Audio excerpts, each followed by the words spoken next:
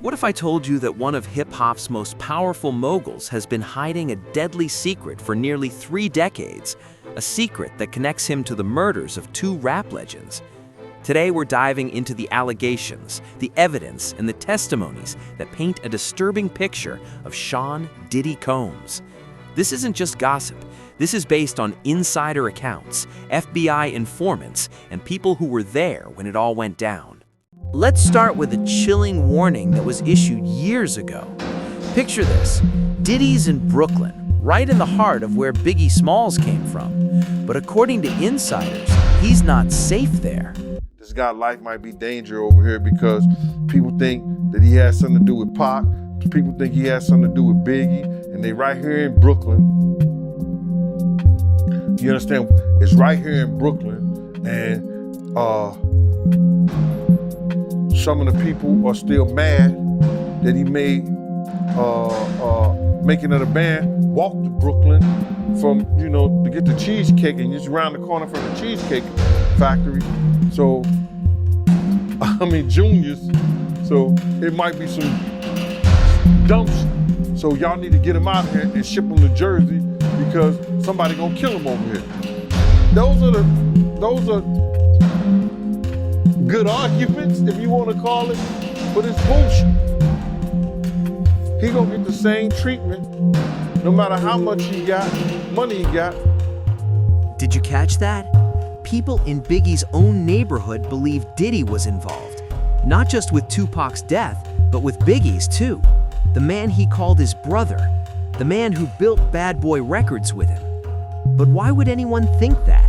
What evidence exists to support such serious accusations? To understand this, we need to go back to November 30th, 1994, the night everything changed. Quad Recording Studios, Manhattan. Tupac Shakur walks into what he thinks is a regular recording session. What happens next would ignite the most infamous beef in hip-hop history. 5 shots. Tupac is hit 5 times, robbed, left bleeding on the studio floor. And upstairs, Biggie Smalls and Diddy were in a session. Now for years, Diddy has denied any involvement. He's called it nonsense, conspiracy theories, baseless accusations. That was the documentary that claimed, which we know wasn't true. Yeah, check this out. We don't talk about things that are nonsense. We don't even entertain nonsense, my brother. So we're not even going to go there with all due respect, but I appreciate you as a journalist asking. Thank you. Listen, 7 years ago, I'd have been like, yo, did you hire somebody to spot? But no, you do it like a journalist. Yeah, no, we wouldn't even get into nonsense like that.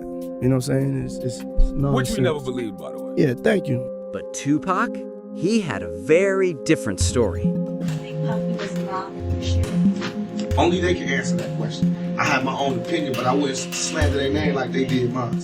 I wouldn't say things that I knew, you know what I mean? I believe so. I do believe so. I have proof, things that I can say that will back up my claim, but this is not for the world to know about. You know what I mean? It's between me and him, and only he knows. So every time he say it didn't happen, or that's the only thing that makes this become an issue to everybody. Because you see what I said in the Bible article. I basically bowed out and was going to go ahead about my life. The next issue, that wasn't even the next issue, because them cowards waited about 4 issues before they got their story together. 4 issues later, half of New Yorkers commenting on me getting shot. And before, they was all like, we didn't see nothing. In the first issue, we did 5 viewers. Nobody seen shit. The 4th issue, when they came back with a reply, everybody knew what I did. They knew what I said. I was acting. Who gets shot 5 times in acts? Oh, I didn't get shot 5 times in their vision. I only got shot once because they found the bullet. The police found it, but now they the cops. Now they doing detective work.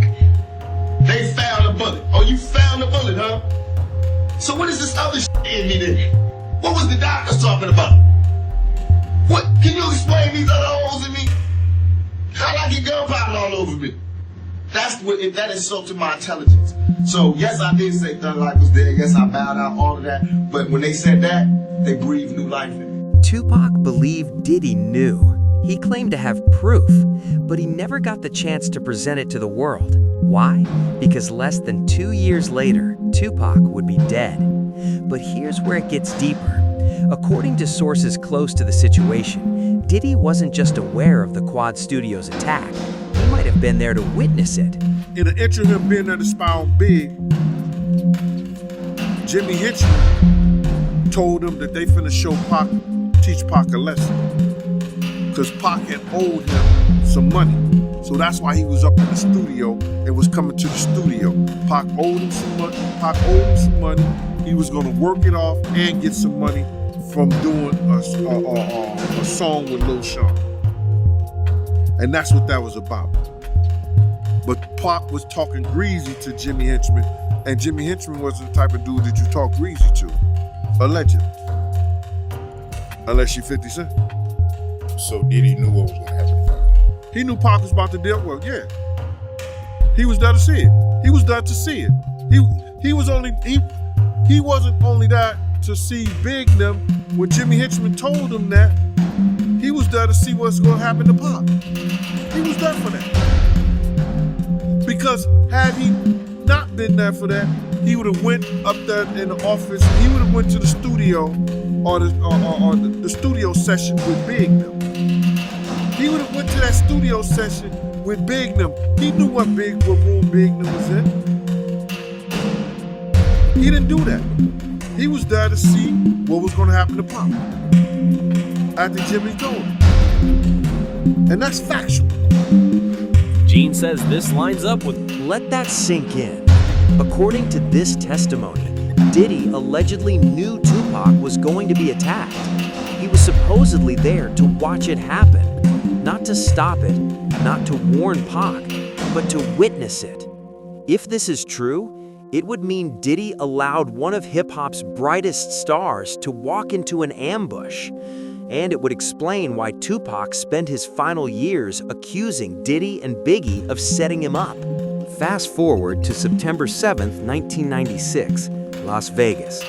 After the Mike Tyson fight, Tupac and Suge Knight are driving down the strip when a white Cadillac pulls up alongside them. Multiple shots ring out. Tupac is hit 4 times. 6 days later, he's dead at just 25 years old.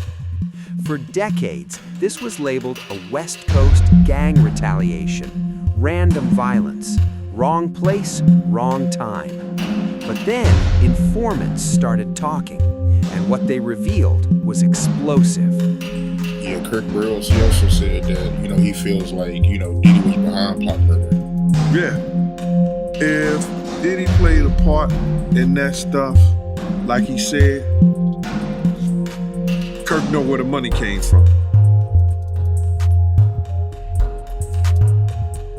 I'ma say this.